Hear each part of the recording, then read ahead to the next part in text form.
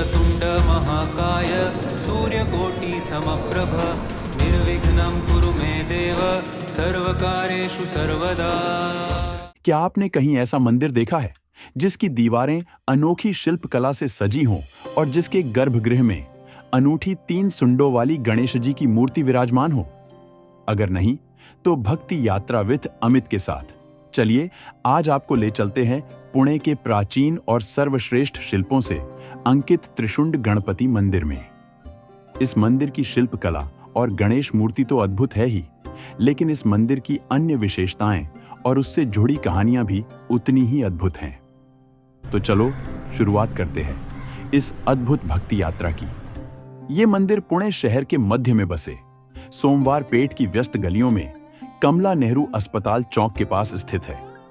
सोमवार पेट पुरातन काल से ही एक महत्वपूर्ण इलाका था। उस समय शाहपुरा के नाम से जाने जाने वाले इस क्षेत्र में गोसावी पंथ के लोग रहते थे, जो मुख्यतः साहूकारी का काम करते थे। लेकिन उनमें से कुछ लोग हठ योगी भी थे और ये मंदिर उनकी हठ योग साधना का एक मुख्य केंद्र था। यहाँ गर्भगृह में 3 शिलालेख है, जिसमें से एक हमें बताता है कि इस मंदिर का निर्माण 26 अगस्त 1754 को इंदौर के पास के धामपुर के निवासी भीमजीगिरी गोसावी द्वारा शुरू किया गया था और पूरे 16 साल बाद यानी 1770 में ये बनकर तैयार हुआ। ये मंदिर नागझरी नदी के किनारे बनाया गया था।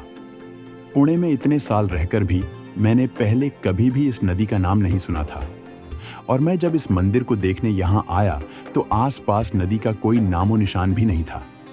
उस वक्त ये नदी मूला मूठा की एक उपनदी थी, जो अब एक नाले में परिवर्तित हो गई है। अब चलते हैं मंदिर के मुख्य प्रवेश द्वार के पास। मंदिर एक ऊंचे चबूतरे पर बना है। यहाँ पहुंचने के लिए कुछ सीढ़ियां चढ़नी पड़ती हैं। ये चबूतरा असल में खोखला है।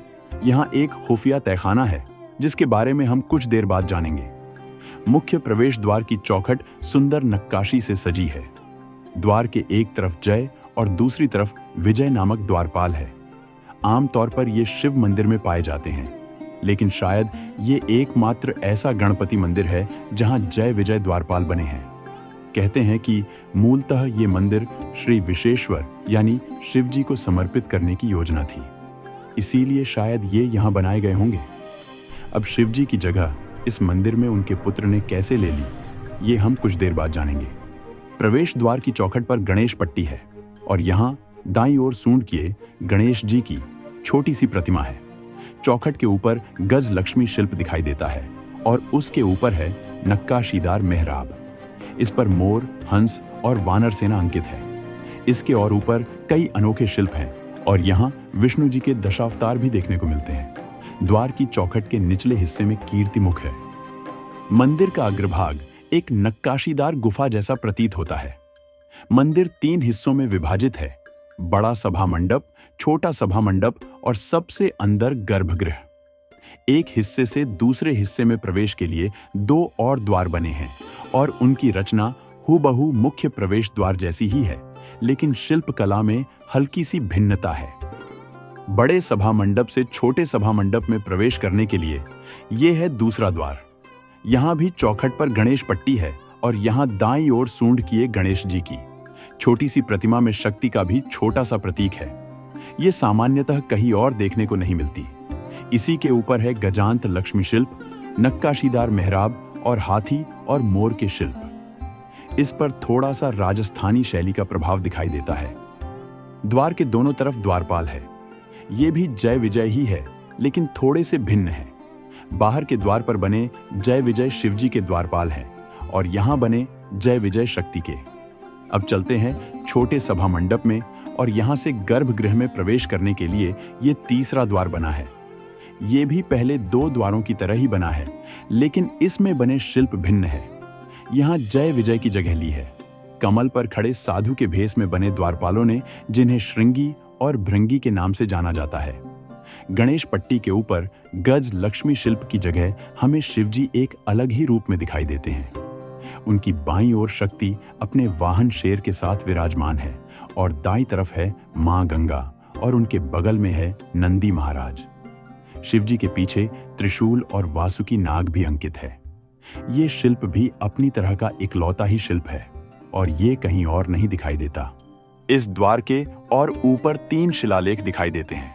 पहला शिलालेख देवनागरी लिपि में है और वो मंदिर के निर्माण और निर्माता की जानकारी देता है।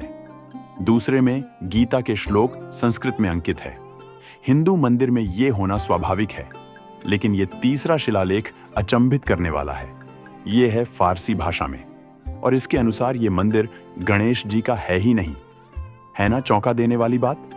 इस फारसी शिलालेख के अनुसार ये मंदिर श्री गुरु दत्तात्रेय का है। अब ये कैसे मुमकिन है? सामने स्पष्ट रूप से हमें गणेश जी की मूर्ति दिख रही है, तो ये श्री गुरु दत्तात्रेय का मंदिर कैसे हो सकता है? तो चलो ये गुत्थी सुलझाते हैं। जैसे कि मैंने पहले कहा, ये मंदिर हठ योगियों की साधना का केंद्र था। मैंने सभा मंडप के नीचे एक खुफिया तहखाना होने की भी बात की। इसी तहखाने में ये हठ योगी अपनी साधना करते थे। उनके गुरु को वो श्री गुरु दत्तात्रेय का अवतार मानते थे और उनके यही गुरु गोसावी महाराज गणेश जी के उपासक थे। उनकी गणेश जी में अपार श्रद्धा थी। तहखाने में गुरु गोसावी महाराज की समाधि आज भी देखने को मिलती है। इनकी अनन्य साधारण गणेश भक्ति का प्रतीक है यहाँ की ये गणेश मूर्ति। और क्योंकि श्री गुरु दत्तात्रेय ब्रह्मा, विष्णु और महेश इन तीनों का अंश है, यहाँ गणेश जी की मूर्ति की 3 सुंडें बनाई गई, जो ब्रह्मा, विष्णु और महेश इन तीनों का प्रतीक है ना ये अद्भुत? अब ये गणेश मूर्ति सिर्फ 3 सुंडों के कारण ही भिन्न नहीं है। इसकी और भी कई विशेषताएं हैं। इस मूर्ति के 6 हाथ बने हैं और हर हाथ में गणेश जी ने एक अलग अस्त्र धारण किया है। आश्चर्य की बात यह है कि उनके एक हाथ में शिवजी का अस्त्र त्रिशूल है। गणेश जी के साथ रिद्धि सिद्धि भी यहाँ विराजमान है और गणेश जी उनके भाई कार्तिक के वाहन मोर की सवारी कर रहे हैं, जिसके कारण उन्हें त्रिशुंड मयूरेश के नाम से जाना जाता है। ऐसी मूर्ति दुनिया में और कहीं भी नहीं। गणेश जी की मूर्ति के पीछे दीवार पर एक और अनोखा शिल्प है और वो है शेषशायी विष्णु जी का। इस प्रतिमा में उनकी नाभि से निकले हुए कमल पर विराजमान ब्रह्मा जी भी अंकित है और उनके पैरों के पास है लक्ष्मी जी। इसी प्रतिमा के ऊपर गणेश यंत्र भी बना हुआ है। गणेश जी के मनमोहक रूप के दर्शन कर जब हम उनकी परिक्रमा करते हैं तो परिक्रमा मार्ग में हमें और भी अनूठी प्रतिमाएं दिखाई देती हैं। सर्वप्रथम है ये नटराज की प्रतिमा। सामान्यतः ये दक्षिण भारत के मंदिरों में देखने को मिलती है। मंदिर की पिछली दीवार में ये आकर्षक नक्काशीदार लिंगोद्भव शिवलिंग विष्णु जी और ब्रह्मा जी के बीच श्रेष्ठता के लिए प्रतिस्पर्धा हुई थी। तब शिवजी ने अपना शिवलिंग रूप धारण कर उन्हें अपना स्रोत खोजने की चुनौती दी। विष्णु जी वराह रूप धारण कर उनके पग ढूंढने गए और ब्रह्मा जी हंस का रूप धारण कर उनका सिर। इस प्रयास में दोनों ही असफल रहे और यही इस शिल्प में दर्शाया गया है। शिवलिंग के ऊपरी हिस्से में हंस का चित्र है जो स्वयं ब्रह्मा जी है और निचले हिस्से में है वराह जो स्वयं विष्णु जी है। यहाँ के सुंदर और अनोखे शिल्प देखकर एक अलग ही दुनिया में होने का आभास होता है। इन्हें देखकर अब हम चलते हैं तहखाने में। सभा मंडप से तहखाने में उतरने का रास्ता है। ये तहखाना हमेशा पानी से भरा होता है, इसलिए ये बंद ही रखा जाता है। साल में एक ही दिन गुरु पूर्णिमा को गोसावी महाराज की समाधि के दर्शन के लिए यहाँ का पानी निकालकर ये खोल दिया जाता है। यहाँ पानी के कुछ जीवित स्रोत है, इसलिए पानी निकलने के बाद भी थोड़ा रह ही जाता है और इसमें चलकर हमें समाधि के दर्शन होते हैं। असल में ये मंदिर नागझरी नदी के पास बनाया गया था। हठ योगियों की साधना और उनके नियम बड़े ही कठिन होते थे।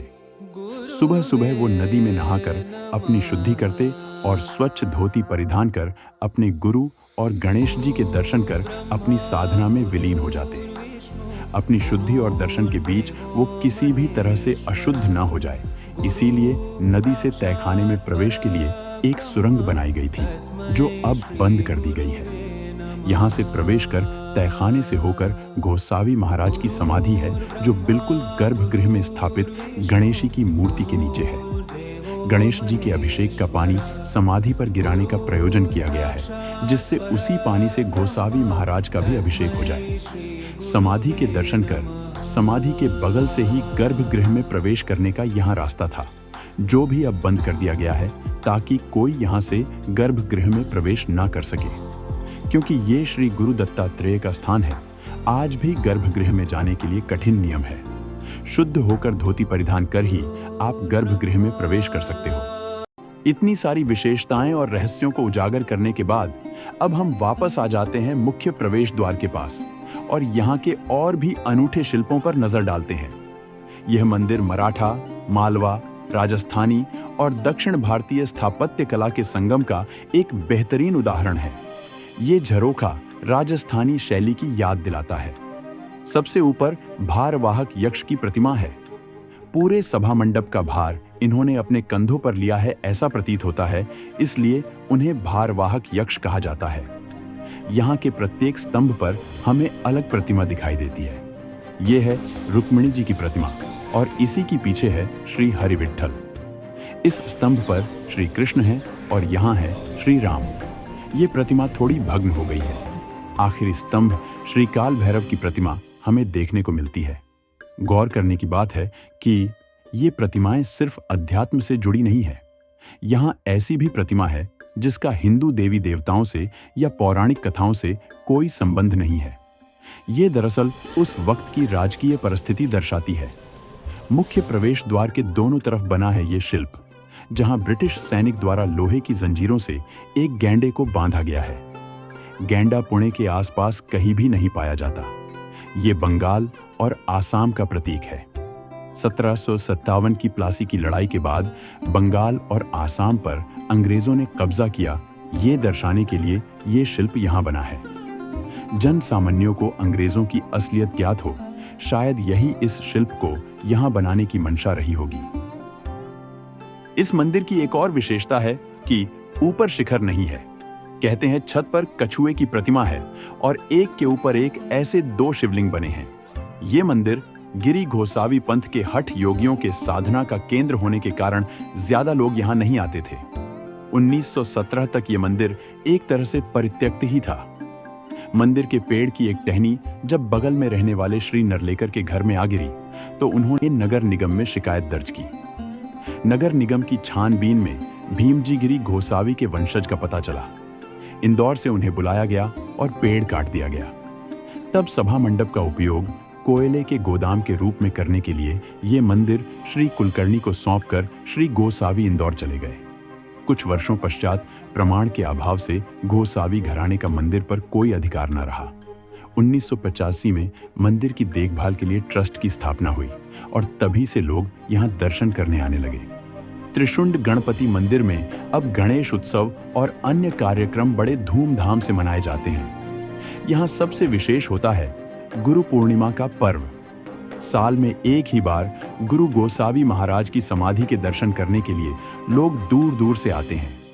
तहखाने में नीचे उतरकर पानी से होते हुए समाधि तक पहुंचकर उनके दर्शन करते हुए यहाँ की अद्वितीय रचना को प्रत्यक्ष देखना ये अपने आप में एक दिव्य अनुभव है। तो दोस्तों, यह थी हमारी त्रिशुंड गणपति मंदिर की भक्ति यात्रा। हमें उम्मीद है कि आपको यह वीडियो पसंद आया होगा, तो कृपया इसे लाइक, शेयर और सब्सक्राइब करना ना भूलें। अगली बार फिर मिलेंगे एक नई भक्ति यात्रा में। तब तक के लिए गणपति बप्पा मोरया।